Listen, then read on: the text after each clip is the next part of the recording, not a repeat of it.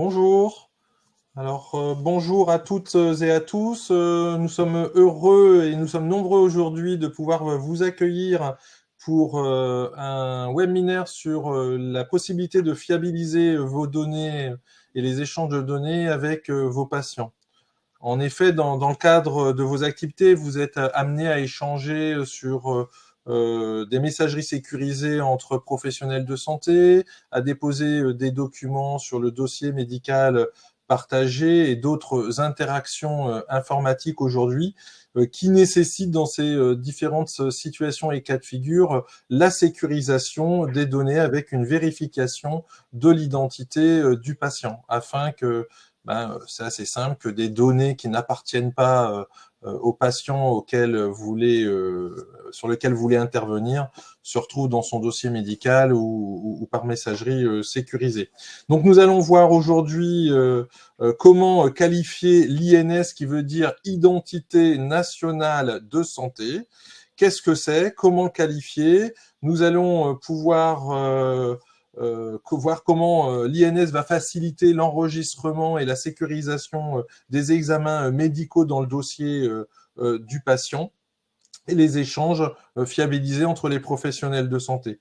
Pour ce faire, nous allons vous proposer d'aborder différentes questions et une petite vidéo pluriprofessionnelle. Et je vous rappelle que ce webinaire est organisé avec l'Inter-URPS, l'assurance maladie, le grade l'INEA et le soutien de l'ARS. Vous allez avoir différents intervenants au cours de ce webinaire, et je vais pouvoir donner la parole à Madame Mayer, qui représente l'URPS pédicure podologue.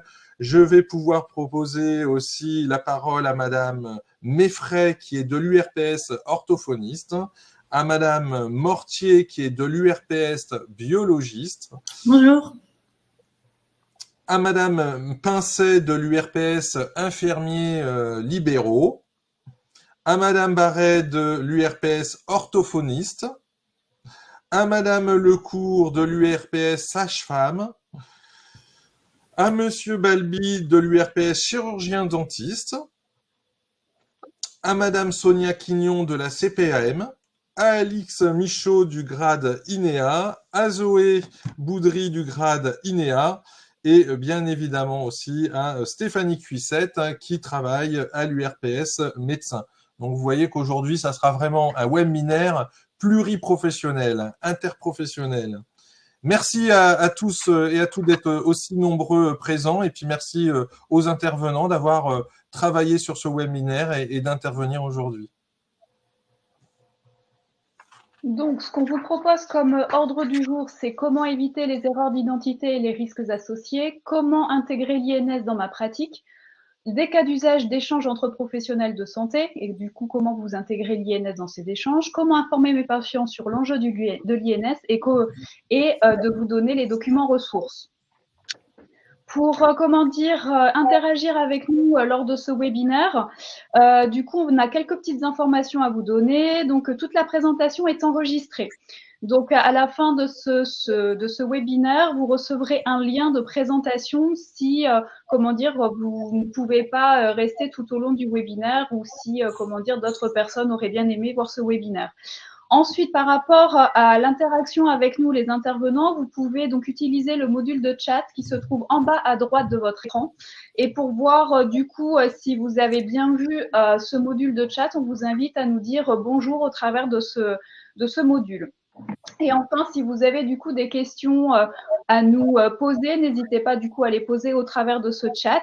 Et il y aura donc soit à la fin de chaque partie un temps d'échange pour répondre à ces questions, ou effectivement à la fin une FAQ sera réalisée et sera disponible sur nos sites internet. Écoutez, merci à vous à tous et bonne présentation. Voilà, donc pour commencer, la première partie, comment éviter les erreurs d'identité et les risques associés. Donc, nous allons commencer par un petit quiz. Madame Mayer, c'est à vous. Bonjour tout le monde. Alors, selon vous, quels sont les risques? Réaliser une erreur de diagnostic et ou de traitement, absence ou redondance d'examen complémentaire, perte de temps et de chance, doublon de dossier patient ou aucun risque.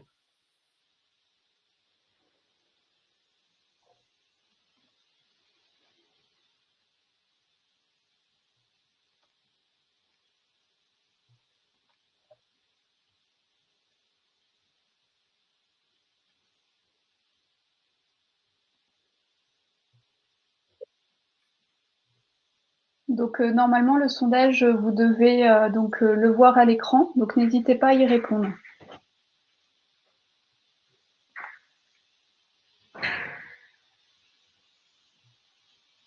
Voilà, donc les pourcentages augmentent, on va vous les donner dans 30 petites secondes.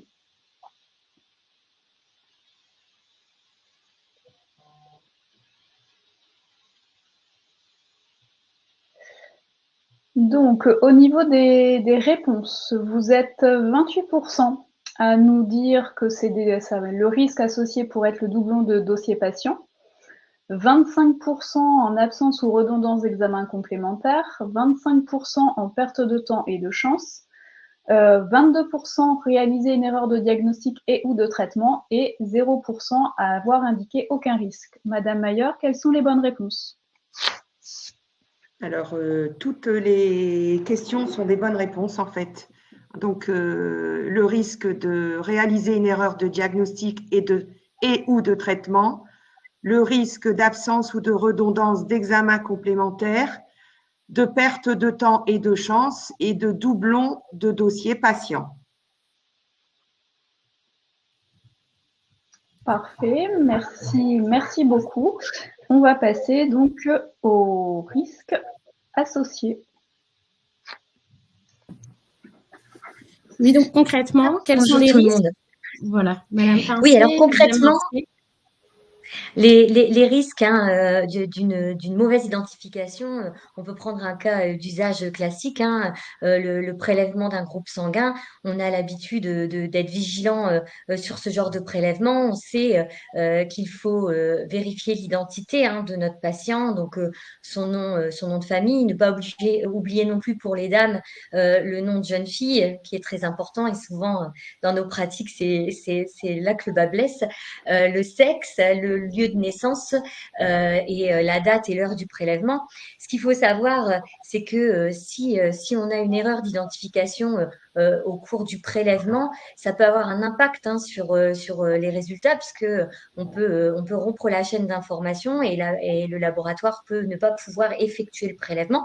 Donc ça aura plusieurs conséquences. C'est qu'il peut y avoir un retard pour obtenir les résultats, puisque la personne devra recommencer le bilan, et puis des risques de non-concordance d'identité.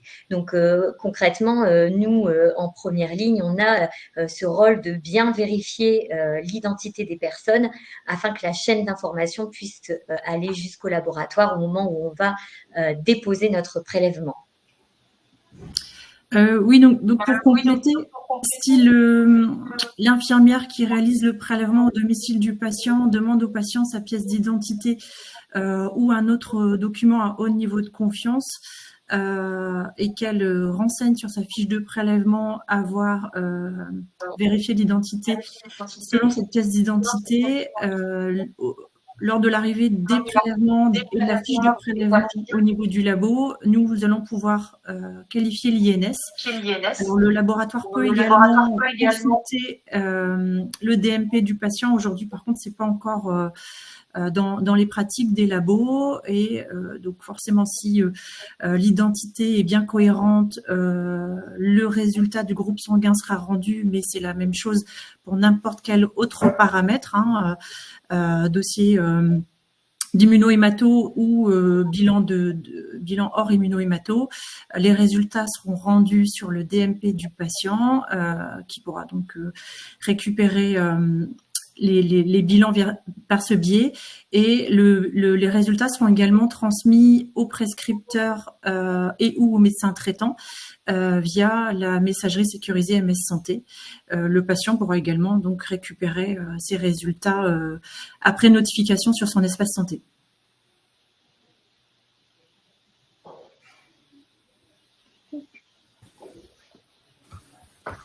Voilà, Et on donc là, va on bien continue avec rappeler. un deuxième. Il y avait encore sur le groupe sanguin, hein, rappelez bien les vigilances, hein, c'est-à-dire respect des critères d'identito-vigilance. Donc on rappelle hein, le nom de jeune fille, le sexe, la date de naissance, vraiment, vraiment pour qu'il n'y ait pas de rupture de la chaîne d'information et qu'il n'y ait pas de discordance d'identité. Et pour que la personne puisse avoir un parcours de soins facilité et des informations claires et pouvoir récupérer ses résultats facilement avec une sécurité élevée.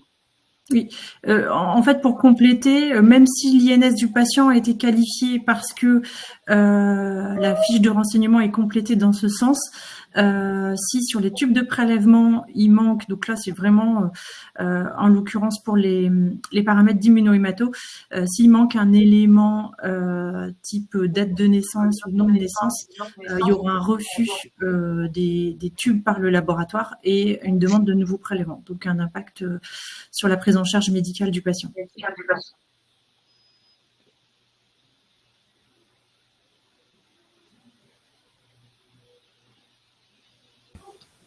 Donc on enchaîne avec un deuxième cas d'usage. Donc ici, c'est un cas d'usage qui reflète la redondance d'examen ou les pertes de chances de diagnostic. Donc en fait, la non-qualification de l'INS peut engendrer du coup la redondance d'examen ou la perte de chance. Par exemple ici, avec une présentation d'un cas d'homonymie entre deux patients. Donc Monsieur Dupont, qui peut être Monsieur Dupont A et Monsieur Dupont B. Et du coup, l'erreur ici, ça a été d'enregistrer en fait le compte-rendu de biologie du patient dans l'autre dossier, donc qui n'était pas le dossier du patient. Le professionnel, du coup, déjà perd du temps à retrouver le dossier. Et s'il le retrouve pas, le compte rendu, il perd du temps à retrouver le compte rendu. Et s'il le retrouve pas, le patient doit refaire en fait les examens pour avoir du coup les résultats. Donc ça pose un gros problème. Et ici, du coup, la qualification de l'INS aurait permis de fiabiliser les données reçues et de les enregistrer directement dans le bon dossier patient. Un autre cas d'usage, ça aurait été d'avoir un patient dont le nom est un prénom. Parce que du coup, si on inverse le nom et le prénom, même difficulté, on ne peut pas du coup bien classer ces documents et du coup le professionnel de santé ne peut pas les récupérer. Et c'est également le cas avec les noms qui comportent des particules.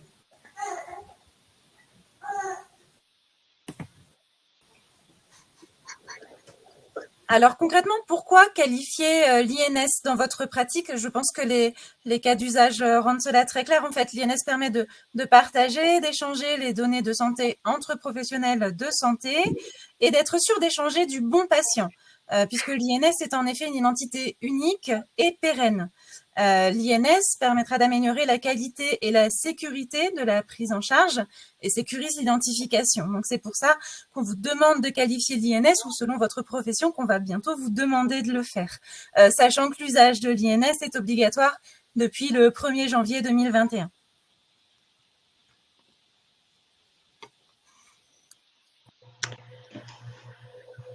Ensuite, quand récupérer l'INS?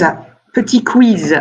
Lors de la prise de rendez-vous, lors de la création du dossier pour un nouveau patient, lorsqu'un patient connu se présente pour la première fois depuis la mise en conformité Ségur de votre logiciel, après le rendez-vous, en simultané pour l'ensemble des patients ou lors de la fusion des deux dossiers. Merci de répondre au petit quiz, s'il vous plaît. Donc, on vous laisse quelques secondes pour y répondre.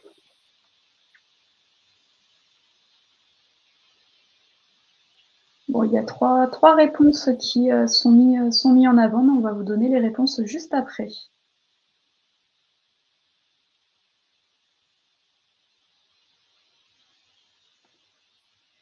Donc, au niveau des réponses qui ressortent, donc vous êtes 39% à indiquer lors de la création du dossier pour un nouveau patient, 35% lorsqu'un patient connu se présente pour la première fois depuis la mise en conformité Ségur de votre logiciel, 15% lors de la fusion de deux dossiers, 6% lors de la prise de rendez-vous, 4% en simultané pour l'ensemble des patients et 2% après le rendez-vous.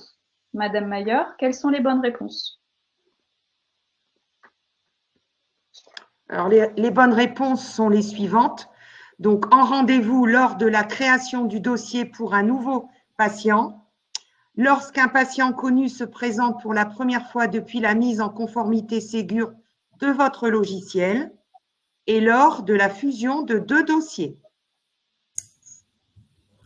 Je me permets de prendre la parole de celui-là quand on parle. Déjà, est-ce que tout le monde m'entend bien? Je vais peut-être pas attendre de voir si tout le monde m'entend, mais n'hésitez pas à poser vos questions dans le chat aussi. Donc, lors de la prise de rendez-vous, si vous avez un système avec une secrétaire, par exemple, qui prend des rendez-vous par téléphone, etc., en gros, on verra tout à l'heure, mais il y a différents statuts d'identité. Et là, quand on parle de récupérer l'identité, c'est vraiment de faire un appel via votre logiciel pour qualifier l'identité. Voilà, c'était juste aussi pour bien nuancer. Parce qu'on verra tout à l'heure qu'il y a un statut d'identité qui s'appelle récupérer. Voilà. Donc, on passe sur quelle utilité dans votre pratique? Docteur Foulon.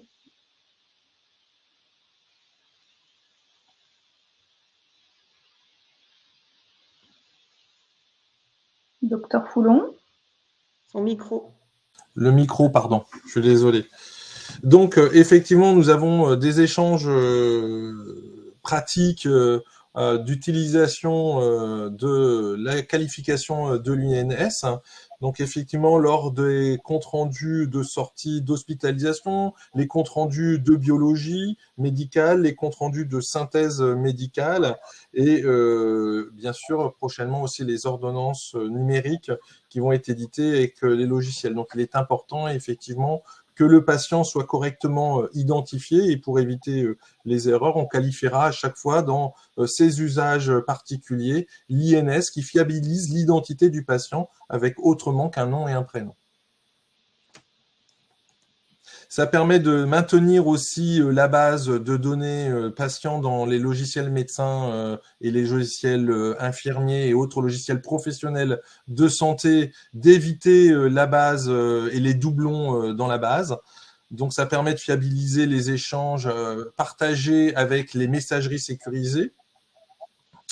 Et ça permet aussi, quand nous recevons, après a posteriori, quand le patient il est identifié dans notre logiciel patient, quand nous recevons des comptes rendus via les messageries sécurisées ou quand nous importons des données de mon espace santé ou du dossier médical partagé de mon espace santé, de les rattacher beaucoup plus rapidement avec le dossier patient, vu que le document a déjà la qualification INS.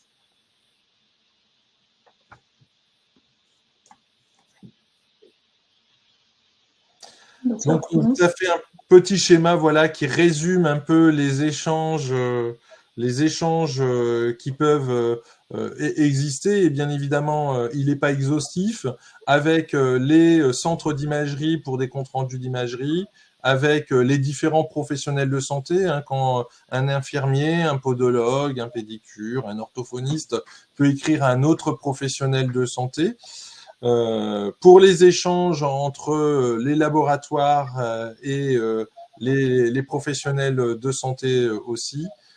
Et on va pas faire toute la liste, mais vous avez un petit peu le schéma qui résume entre les établissements de santé, les pharmacies, les médecins de ville, les établissements médico-sociaux, les comptes rendus d'imagerie et de biologie. Madame Pincé, est-ce que vous pouvez nous présenter le cadre d'usage de l'INS? Bien sûr, alors tous les acteurs de la santé, du médico-social, hein, qui jalonnent le parcours des usagers, aussi bien dans le soin que dans la prévention, sont habilités à utiliser l'INS. Bien entendu, en cas de doute hein, sur le document présenté, on ne doit pas utiliser l'INS ni la valider. Il faut aussi savoir que tous les usagers ne disposent pas de l'INS, notamment les étrangers qui ne sont pas immatriculés en France et qui ne sont pas rattachés. Donc ça peut être par exemple les touristes, les migrants, toutes ces personnes-là, on ne pourra pas utiliser l'INS pour leur parcours de soins. Alix, est-ce qu'on a des questions au travers du chat ou est-ce qu'on passe à la partie 2? Alors, effectivement, on a une question. Peut-on qualifier l'INS sans la carte vitale du patient? Dans le cas d'une visite à domicile, par exemple. Donc, tout à fait un petit peu ce qui s'est passé. Donc, effectivement, nous avons des échanges pratiques d'utilisation de la qualification de l'INS. Donc, effectivement, nous avons des échanges Alors, oui, on peut. Je ne sais pas si quelqu'un parle. Non, c'est bon. Alors, oui, on peut récupérer l'INS sans la carte vitale. On reprend les traits d'identité qui sont obligatoires et après, on peut faire la qualification. Voilà. Mais sans carte vitale, c'est possible, mais c'est préconisé de le faire avec la carte vitale tout de même. Est-ce que nous avons une autre question ou on passe à la partie 2? C'est bon. C'est bon pour tous. On passe à la partie 2 du coup, qui est concrètement comment intégrer l'INS dans ma pratique. Docteur Foulon, c'est à vous. Alors, la mise en conformité des logiciels Ségur, normalement, doit intégrer cette pratique de l'INS en référençant l'ensemble des champs obligatoires pour créer une identité. Donc, on l'a vu soit avec la lecture de la carte vitale, soit éventuellement en renseignant manuellement, si je puis dire, le dossier médical, et on vous montrera une petite vidéo en ce sens. Il y a la nécessité d'appeler le téléservice INSI de l'assurance maladie pour qualifier l'INS et en permettant de valider les identités ou en précisant, en confirmant qu'on connaît effectivement cette personne de longue durée. Alors ça, c'est évidemment pour certaines professions. Alors, pour ce qui est des logiciels, évidemment, vous avez certains logiciels qui sont déjà mis à la norme Ségur, et sinon le déploiement, on va dire ça comme ça, arrive au fur et à mesure en fonction des logiciels métiers, parce qu'il y a eu un peu de retard. Donc voilà, le petit exemple vidéo qu'on va vous montrer. Donc ça, c'est sur le cas de mon logiciel patient médecin, où vous voyez que j'ai saisi bien évidemment le genre de la personne, son nom et son prénom qu'on vous a caché parce qu'on voulait rester dans le respect des données de santé, la date de naissance. Il faudra faire attention si vous avez un nom de naissance qui est différent de le préciser. Et puis après, voilà, vous devez interroger la base INS, INSI, pour valider et confirmer avec les documents légaux l'identité de la personne pour qualifier votre INS.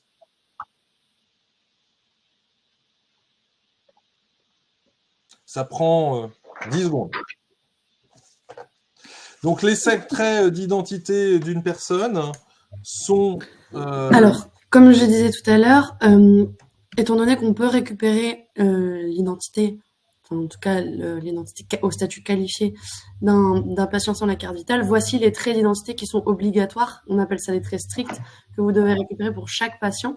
Donc là, on voit le nom de naissance, la liste des prénoms de naissance, ou en tout cas à minima le premier, la date de naissance, le sexe et le code du lieu de naissance. Donc là, on parle de code INSEE qui est différent du code postal.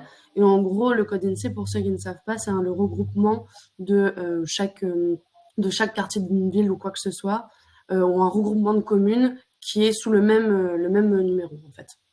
Et donc, le matricule INS, comme il a été répété précédemment, c'est qu'il est unique à chaque personne.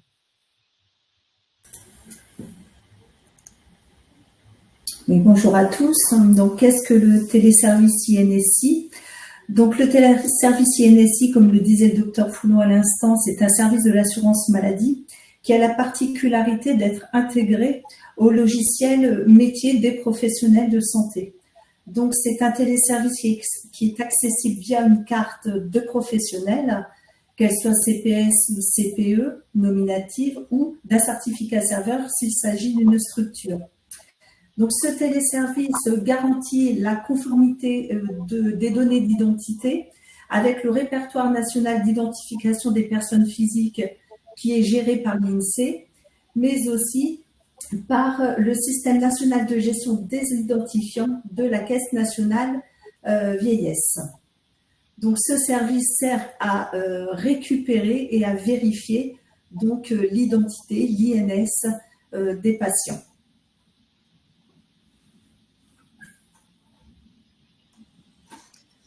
Alors, comment on va vérifier les traits d'identité et qualifier l'INS du patient? Donc, pour vérifier les traits d'identité, il est demandé à ce que l'usager puisse vous présenter un document à haut niveau de confiance. Alors, on voit ici quels sont les documents à haut niveau de confiance. C'est un passeport, qu'il soit français ou étranger, une carte d'identité, qu'elle soit à nouveau française ou étrangère, une carte de séjour, qu'elle soit provisoire ou permanente, et un livret de famille ou un acte de naissance dans le cadre d'un enfant.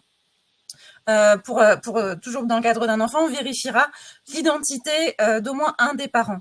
Donc, notez bien que la carte vitale et le permis de conduire ne sont pas des documents à haut niveau de confiance et donc ils ne vous permettent pas de qualifier l'INS. On a peut-être un petit cas pratique dans le cadre d'enfants de parents divorcés. Il est possible, peut-être Madame Quignon pourra nous expliquer ça, de faire un double rattachement auprès de la sécurité sociale. Tout à fait, merci. Oui, dans le cadre de parents séparés ou divorcés, il est possible pour les deux parents d'obtenir le rattachement sur le numéro de sécurité sociale donc des deux parents, auprès de l'assurance maladie.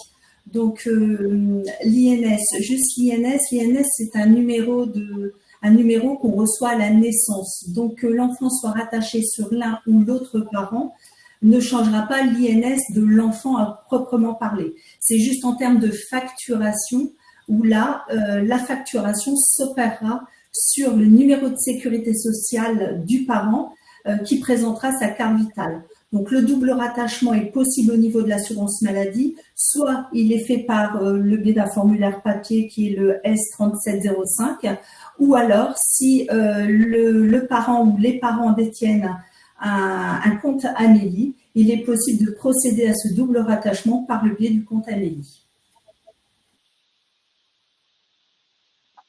Madame Lecourt, est-ce que vous pouvez nous présenter la procédure d'exception? Oui. Alors donc, comment vérifier les traits d'identité et qualifier l'INS dans le cadre de la procédure d'exception? Alors, cela peut se faire uniquement par le professionnel de santé. Vous pouvez également, si vous connaissez très très bien votre patient, ne pas demander de documents à haut niveau de confiance, pas de carte d'identité ni de passeport. Et à ce moment-là, vous attestez déjà connaître l'identité de cette personne et sa correspondance au trait d'identité INS. Cela, bien sûr, engage votre responsabilité. En pratique, vous pouvez conforter l'identité du patient en lui demandant aussi ses autres prénoms et l'écriture de son nom de famille, de sa date de naissance.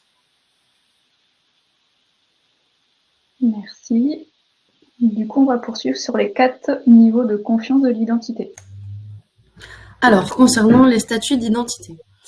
Donc, globalement, pour pouvoir enregistrer un patient, sauf s'il n'a pas vraiment de pièce d'identité, là, comme on l'a vu, un document à haut niveau de confiance, donc vous pouvez renseigner ce que, bien sûr, il vous dit, mais donc, l'identité, elle sera au statut provisoire. Ça veut dire que vous n'avez pas fait non plus d'appel au téléservice, mais vous pouvez quand même faire l'appel au téléservice pour récupérer, pour avoir une identité au statut récupéré, comme je l'expliquais tout à l'heure. Par contre, à ce statut-là, les données de santé, elles ne seront pas non plus partagées et vous ne pourriez pas déposer des documents sur mon espace santé, etc. Si vous avez, à un moment donné, un statut, une identité à un statut provisoire, avec le contrôle de cohérence, enfin, avec un document d'identité, pardon, vous pouvez passer cette identité au statut validé et en faisant l'appel au téléservice derrière avec un statut validé, vous pourrez alors qualifier l'identité sous réserve que le téléservice renvoie bien les mêmes informations. Et ensuite, vous pourrez donc partager les données de santé. Merci Zoé. Du coup, Monsieur Foulon, est-ce que vous pouvez nous résumer de comment vous qualifiez l'INS sur un logiciel métier?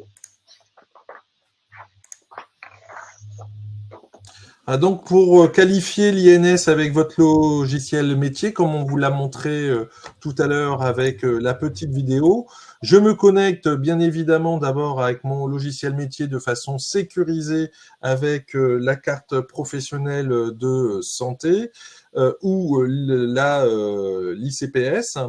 J'insère la carte vitale de mon patient dans le lecteur, ce qui est préférable, même si on a vu qu'on peut aussi rentrer manuellement les données du patient en évitant les erreurs. Je appelle le service INS, c'était le petit clic qui avait été fait en haut de ma page et qui interroge la base de données une fois qu'on a le nom, le prénom, le genre, la date de naissance et le code INSEE du lieu de naissance de la personne. On a un retour de la base. Attention aux noms de naissance qui peuvent être différents des noms d'usage. On a un retour de la base et on va valider effectivement l'identité du patient avec une pièce d'identité ou en tout cas un document à haut niveau de sécurité pour valider le rapatriement de l'INS sur notre logiciel patient. Et ensuite, notre dossier médical confirme que le statut est qualifié avec l'INS.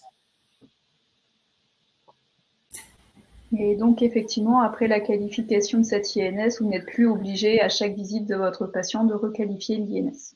Non.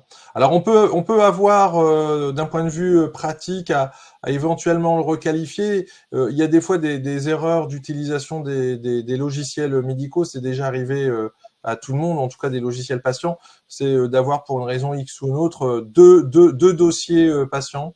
Ça arrive et on est obligé de fusionner 2 dossiers patients pour n'en faire qu'un seul. Eh bien, dans ces cas-là, évidemment, il faudra requalifier l'INS parce que entre le dossier 1 et le dossier 2 et la fusion, en fait, il y a un nouveau dossier derrière et il est nécessaire de le requalifier. Merci docteur. Là, nous allons passer sur les cas pour lesquels il est demandé de ne pas appeler le service INSI. Sonia, c'est à toi. Alors, je vais laisser la parole à Olivier Josephovi, qui est délégué numérique en santé, qui m'accompagne aujourd'hui. Bien, alors, bonjour à tout le monde. Donc, effectivement, il existe des cas pour lesquels, en fait, il est demandé de ne pas appeler le téléservice INSI de l'assurance maladie. Donc, 2 cas, notamment, les personnes qui ne peuvent pas justifier de leur identité, alors soit parce que, en fait, il y a une identité, donc, jugée douteuse, ou éventuellement fictive, donc une notion de fraude. Alors, il faut bien distinguer la notion de doute sur l'identité et de fraude, ce sont 2 choses totalement distinctes. Doute, ça serait plus, par exemple, et ça ne reste qu'un seul exemple, par exemple, une date de naissance sur la pièce d'identité qui serait, à votre sens, complètement non réalisable, par exemple, une date de naissance qui n'est pas encore passée, éventuellement. Une erreur sur la pièce d'identité. Donc ça, c'est un doute sur l'identité. Et ensuite, 2e cas pour lequel en fait on n'appelle pas le téléservice INSI, c'est les patients qui sont pris en charge dans le cadre en fait d'une procédure d'anonymisation. Donc à titre d'exemple, l'IVG ou alors la contraception pour les enfants mineurs. Dans ces cas-là, donc on n'appelle pas le téléservice INSI. On peut juste rappeler que c'est parce que la facturation, en fait, s'opère sur un numéro fictif qui permet de garantir l'anonymat du soin qui a été pris en charge. Et surtout, on fait le lien, du coup, avec le DMP du patient qui reprend toutes les données de remboursement. Et donc, il faut absolument pas que cela apparaisse aussi sur le dossier du patient via son espace santé. Voilà, donc dès lors, en fait, on ne fait pas appel au téléservice INSI, comme on l'a vu précédemment, en fait, l'identité est au statut provisoire. Alors, moi, j'ai une question technique, du coup, parce que c'est un cas d'usage qui n'était pas pensé, mais une jeune patiente qui a un dossier déjà qualifié et qui vient nous voir pour une demande d'interruption volontaire de grossesse et qui souhaite garder anonyme la situation, comment on procède si le dossier médical est déjà qualifié? Alors, ce qui est qualifié, c'est bien l'identité, c'est pas le dossier médical partagé. Ensuite, effectivement, lorsqu'il y a un document, en fait, même si l'INS est qualifié, en fait, c'est le document lui-même qui ne doit pas forcément être déposé sur le dossier médical partagé, sachant aussi que le dossier médical partagé, c'est bien en fait le dossier où on intègre des documents qui sont utiles à la coordination des soins. Voilà.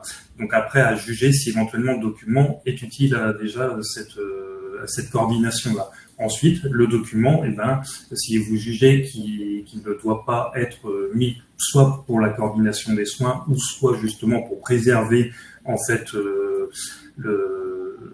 la personne, dans ces cas-là, il n'est pas alimenté dans le DLP, même si l'INS est qualifié. Et il faut savoir aussi que l'usager a la possibilité de cacher un document. Merci, Monsieur Josefovic. On poursuit sur comment réagir face à une discordance entre l'INS et la pièce d'identité. Alors, donc lorsqu'il peut y avoir, donc comme je l'ai dit précédemment, il peut y avoir aussi donc effectivement donc des discordances entre la pièce d'identité et le retour en fait que fait le téléservice INSI de l'assurance maladie. Donc les discordances, on l'a un petit peu évoqué, ça peut être discordance notamment sur le lieu de naissance, notamment aussi sur les prénoms. Vous savez, des fois le deuxième ou troisième prénom ne sont pas forcément inscrits sur la pièce d'identité ou en tout cas le téléservice INSI ne les remontera pas. Les noms de naissance aussi peuvent poser problème au niveau de la concordance des données entre la pièce d'identité et le téléservice INSI, notamment les jeunes femmes qui se marient, ou éventuellement aussi avec les noms composés, avec les apostrophes et les tirets. Donc il y a quelques règles, et l'assurance maladie dispose en fait de petites fiches pratiques pour gérer ces situations-là, notamment par exemple lorsqu'on a, alors c'est un cas, c'est pas exhaustif du tout, mais un exemple lorsqu'on a sur la pièce d'identité le sexe féminin et que le téléservice INSI va remonter une information comme quoi le sexe est masculin. Donc là, à voir éventuellement d'où vient le problème. Si c'est un problème au niveau de la pièce d'identité, dans ces cas-là, on demandera au patient de se rapprocher de sa mairie. Après, ça peut être aussi, comme je l'ai dit précédemment, la date de naissance qui est totalement erronée. Donc de la même façon, on ne va pas qualifier l'INS. Et dans ces cas-là, après, on va orienter le patient donc soit au niveau de la mairie si c'est un problème au niveau de la pièce d'identité, ou soit au niveau de l'assurance maladie.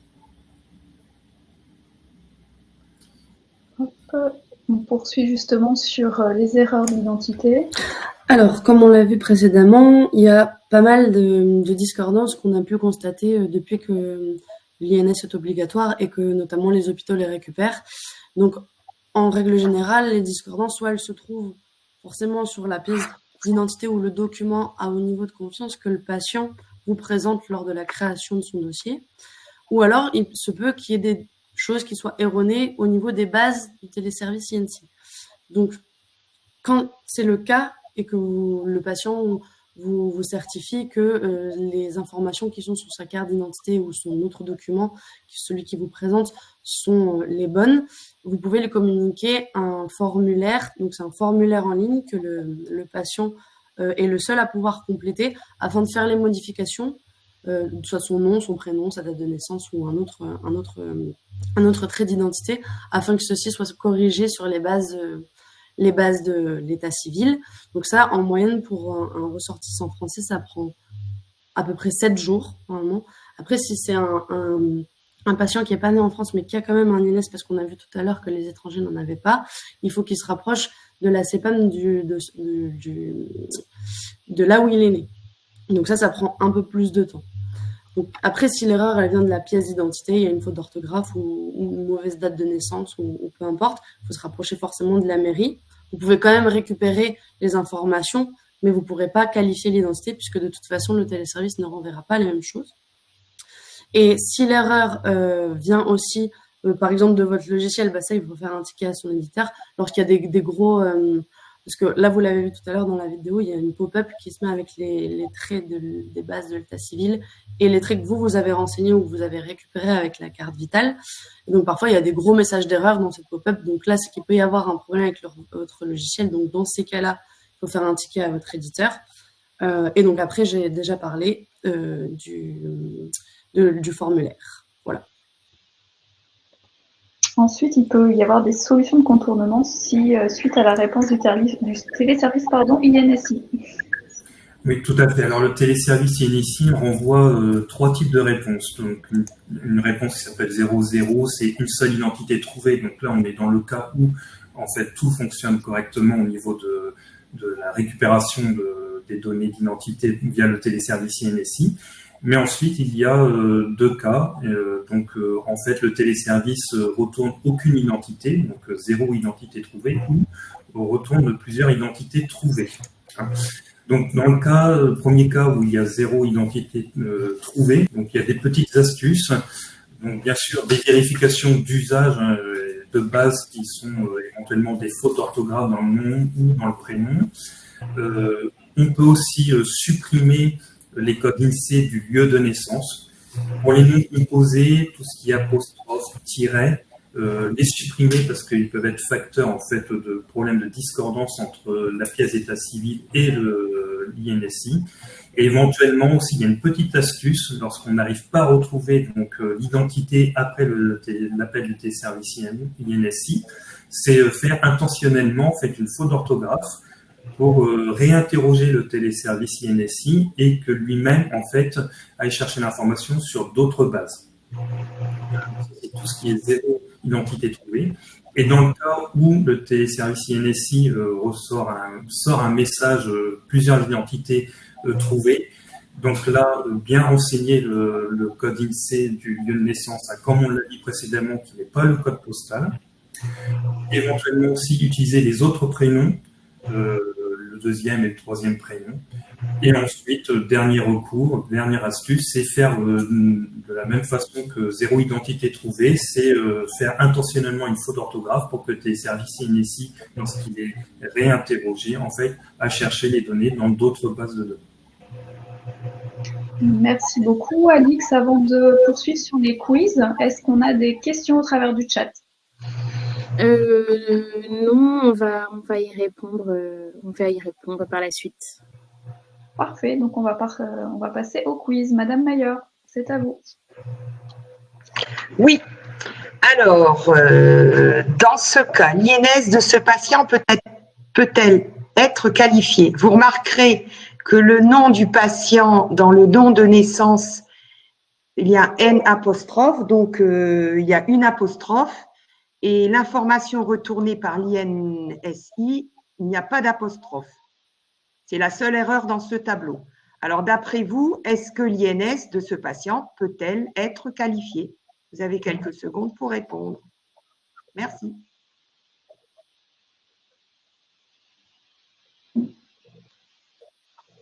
Bon, il y a une réponse qui ressort, mais je laisse encore les répondants.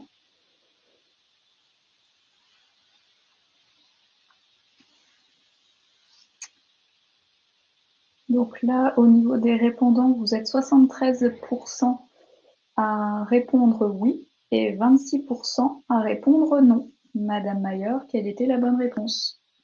Alors, la bonne réponse est les tirets, les apostrophes ne sont pas considérés comme une discordance sur le nom de naissance et le premier prénom. Donc, l'INS de ce patient peut être qualifié. Donc, vous êtes 76% à trouver la bonne réponse. Voilà. Ensuite, autre quiz. Alors, autre quiz. Sur cette diapo, vous remarquerez que le nom de naissance Nguyen dans les données du patient est, il n'y a pas d'espace entre les données du patient Nguyen et les informations retournées par l'INSI. Dans ce cas-là, le Nguyen, il y a un espace. Donc, d'après vous, est-ce que l'INS de ce patient peut-elle être qualifiée?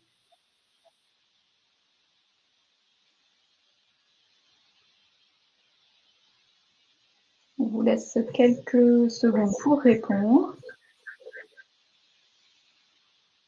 Ah, là, les réponses sont un peu plus partagées.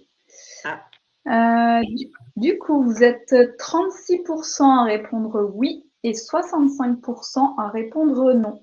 Quelle est la bonne réponse? Alors, dans ce cas, l'erreur d'espace est considérée comme une discordance qui ne permet pas donc de qualifier l'INS du patient. Donc, ce patient ne peut pas être qualifié. Autre question? Alors, autre question. Sur cette diapo, vous remarquerez que l'erreur provient du prénom. Hein, dans les données du patient, le prénom est Gustave et dans l'information retournée par l'INSI, le prénom est Gustavo. Donc, d'après vous, l'INS de ce patient peut-elle être qualifiée? Vous avez quelques secondes pour répondre. Merci.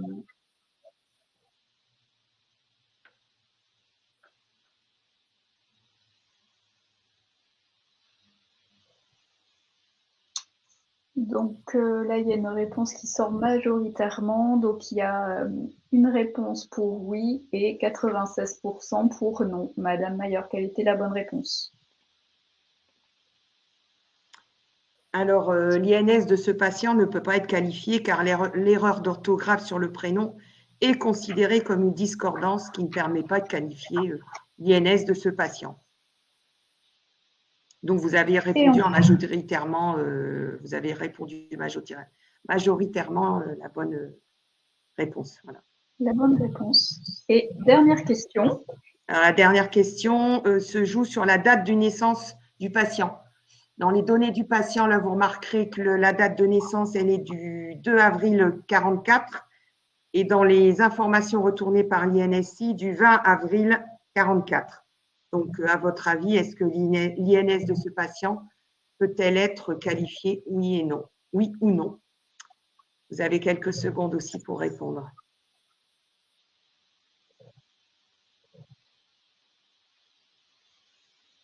Bon, bah là, il n'y a qu'une réponse qui ressort, à savoir non. Madame Mayer, est-ce que c'était la bonne réponse? Ben oui. Ça paraît logique. Donc, étant donné que la date de naissance est erronée, donc l'INS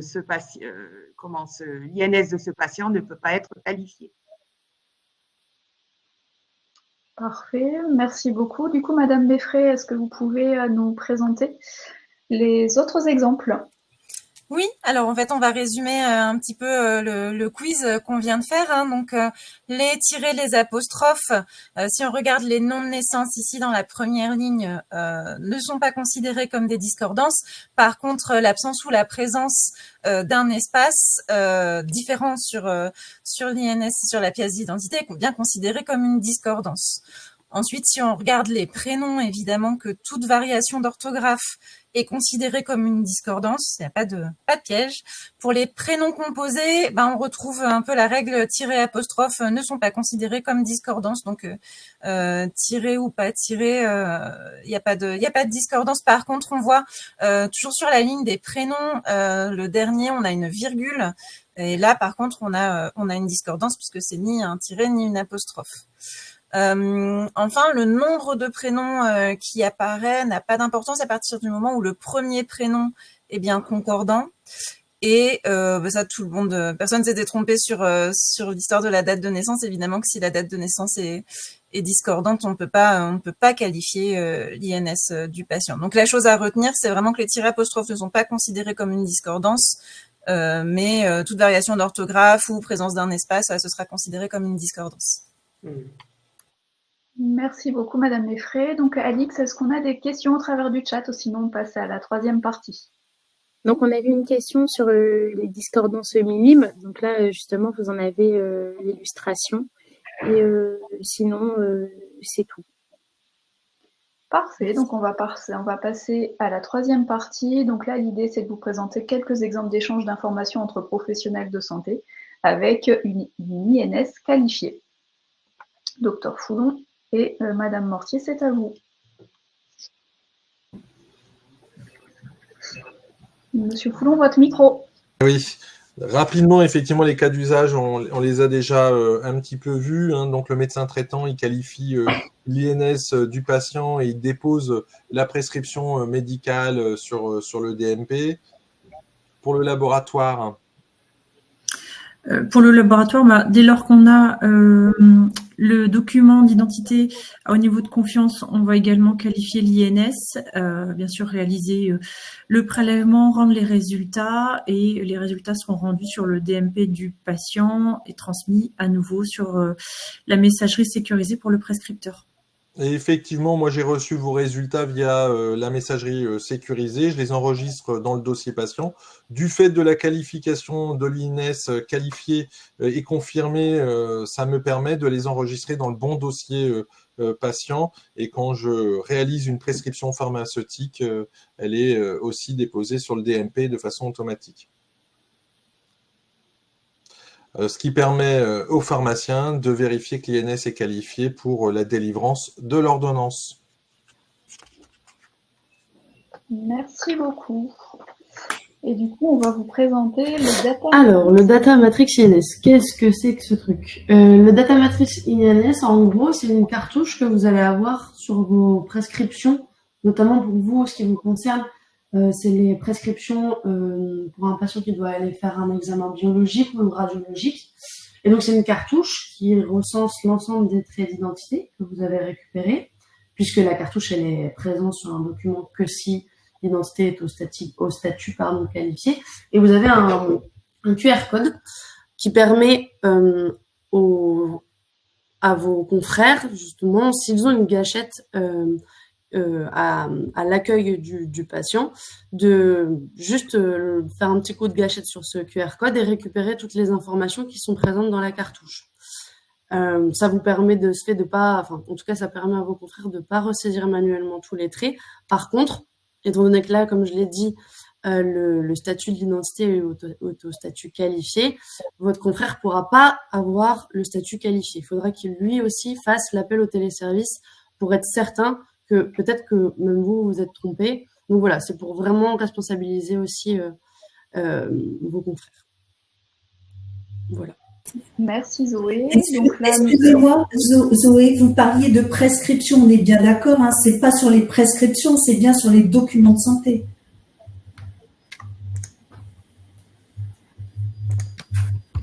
Je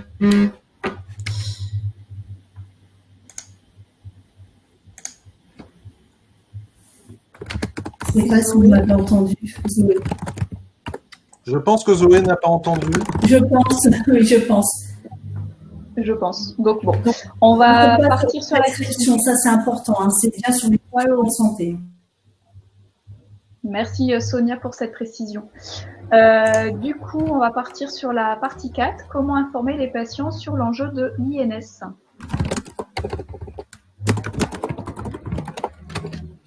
Oui, donc vous pouvez communiquer auprès de vos patients sur l'INS et vous pouvez du coup pour ce faire vous appuyer donc sur un kit de communication qui est disponible du coup sur le site de l'ANS.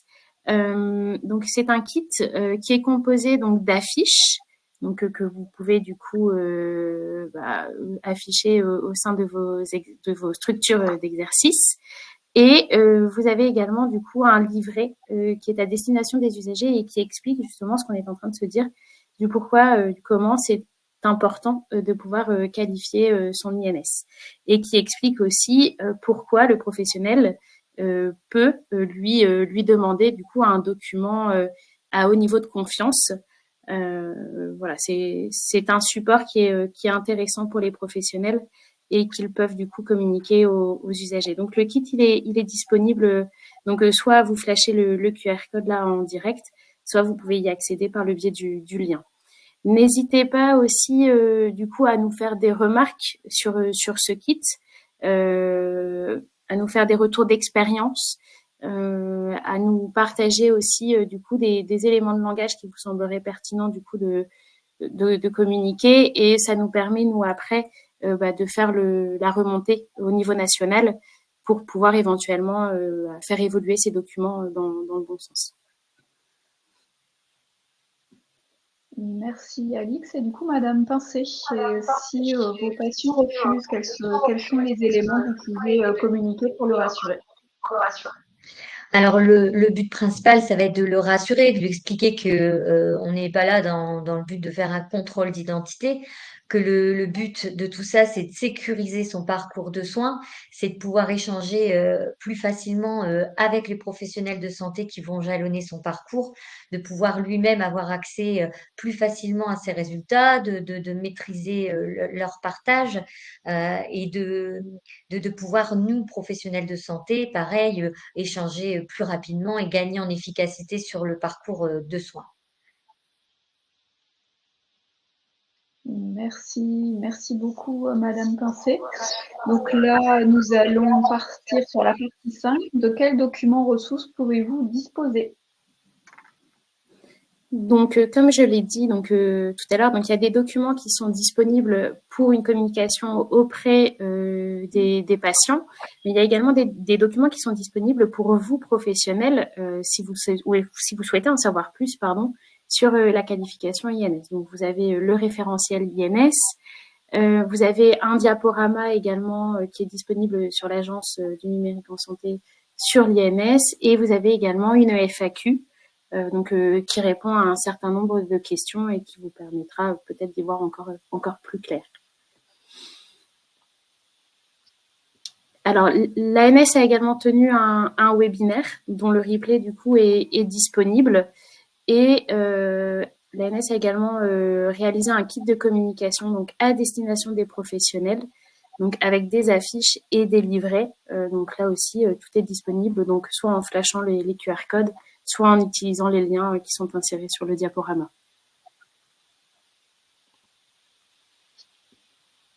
Alors, vos contacts sur l'INS, donc n'hésitez pas à nous solliciter, donc Gradinea Santé Numérique Hauts-de-France, donc à solliciter Zoé Boudry, donc qui est référente identito-vigilance au niveau de la région France. Vous avez également identitovigilance@isanté-hdf.fr. Et vous pouvez également me contacter, moi, donc qui suis référente auprès des professionnels de santé libéraux, donc à x.michaud@isanté-hdf.fr. Au sein de l'URPS, vous pouvez également contacter Stéphanie Cuissette, qui est responsable du pôle numérique en santé au sein de l'URPS.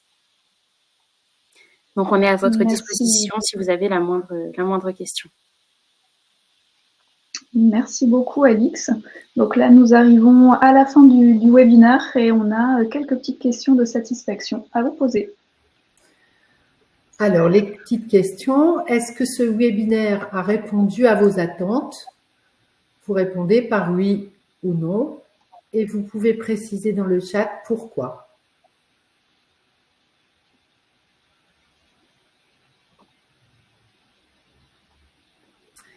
Voilà la deuxième question. Quel sujet souhaitez-vous que nous abordions lors d'un prochain webinaire? Donc là, pareil, on vous propose de répondre au travers du chat. Et sur l'organisation de ce webinaire en général, la durée, est-ce que cela d'une heure, cela vous paraît trop court, parfait ou à l'inverse trop long? Et aussi les horaires de préférence, est-ce que vous préférez la pause déjeuner, 12h30, 13h30, ou alors plutôt en soirée à partir de 20h?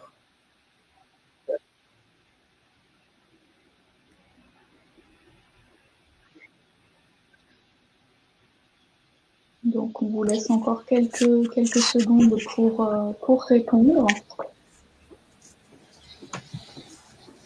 Et sinon, du coup, on arrive à la fin du webinaire. Eh bien, je pense que l'ensemble des participants aujourd'hui qui ont préparé ce webinaire et l'URPS, les différents URPS sont l'ARS et la Caisse primaire d'assurance maladie, sont très heureux de vous avoir reçus aussi nombreux pour ce webinaire sur l'identification nationale de santé. J'espère qu'on aura répondu à vos questions et on vous souhaite une bonne fin de journée. N'hésitez pas à faire savoir votre savoir-faire sur l'INS. N'hésitez pas à partager le fait qu'il y a la possibilité de revoir éventuellement ce webinaire en vidéo. Bonne journée à tous et à toutes. Alors, avant de conclure, du coup, là, on a des petites questions qui arrivent. Donc, on va essayer d'y répondre. Alix, si tu veux les poser en question. Et on se prend, allez, 2 petites minutes pour y répondre. Si, Pas de problème. voilà. Alors, oui, ça se bouscule à la fin de la rencontre. Alors, il y a quelqu'un qui demande comment savoir si notre logiciel métier est compatible avec l'INS. Les logiciels Ségur doivent être compatibles. Voilà, donc il faut un logiciel qui a été mis à jour et à la norme Ségur. Sonia, je te laisse poursuivre. Juste pour compléter, effectivement, vous avez tout à fait raison, docteur Foulon, effectivement, le Ségur implique qu'il y ait l'INS, l'interrogation d'INS, et pour être tout à fait complet, si des professionnels de santé, même ici présents, ne sont pas concernés pour le moment pour la vague Ségur, il y a le site du GIE Sésame Vital sur Internet, donc on tape GIE Sésame Vital, on retrouve le catalogue des produits et chaque logiciel, en fait, on a l'information notamment sur le téléservice INSI. On a aussi une question, nous sommes un laboratoire, comment faire passer le message à nos IDE libéraux qu'il est nécessaire de vérifier l'identité via la CNI pour leurs patients à domicile?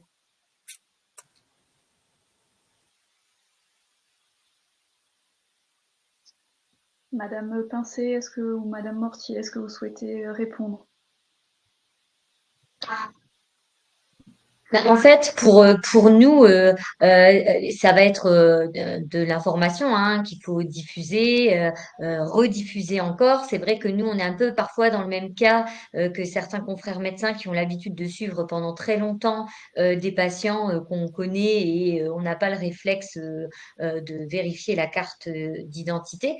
Donc, je pense que ça, ce sera au fur et à mesure de l'utilisation. Et en plus, nous, on est un peu dans ce cas où, pour le moment, on n'est pas dans cette vague où on est obligé de la vérifier, ça va arriver. Donc, c'est pas encore quelque chose qui est ancré dans nos pratiques et je pense que ça prendra un petit peu de temps pour qu'on s'y mette et que ça devienne automatique, quoi.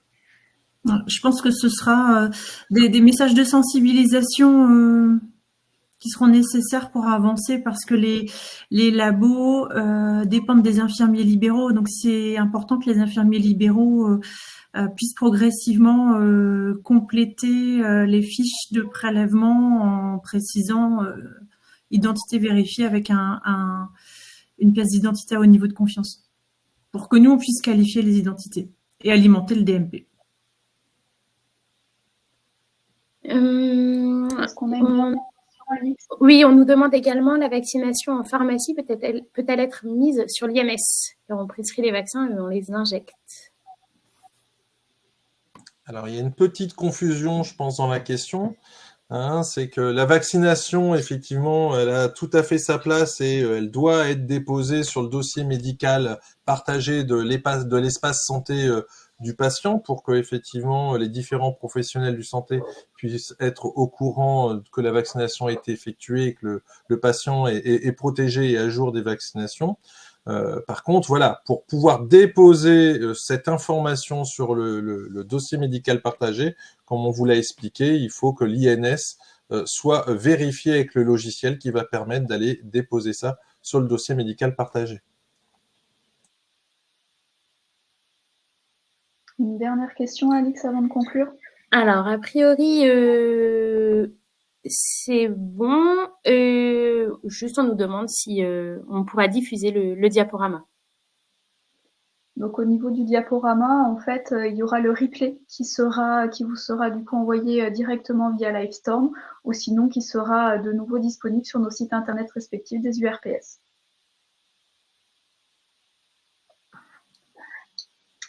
Bah écoutez, je pense que là, on peut conclure du coup. Bon, et bien donc, comme on vient de le dire, n'hésitez pas à partager votre savoir-faire avec vos collègues qui éventuellement n'ont pas pu être présents aujourd'hui. Comme on vous l'a dit, sur les différents sites des URPS, vous pourrez retrouver le lien avec SOEM Miner que vous recevrez aussi par email. Allez, une dernière fois, merci à toutes et à tous. Merci aussi aux intervenants qui ont donné de leur temps pour ce webinaire. Au revoir. Merci, au revoir. Bonne journée, au revoir. Merci. Au revoir. Bonne journée à tous.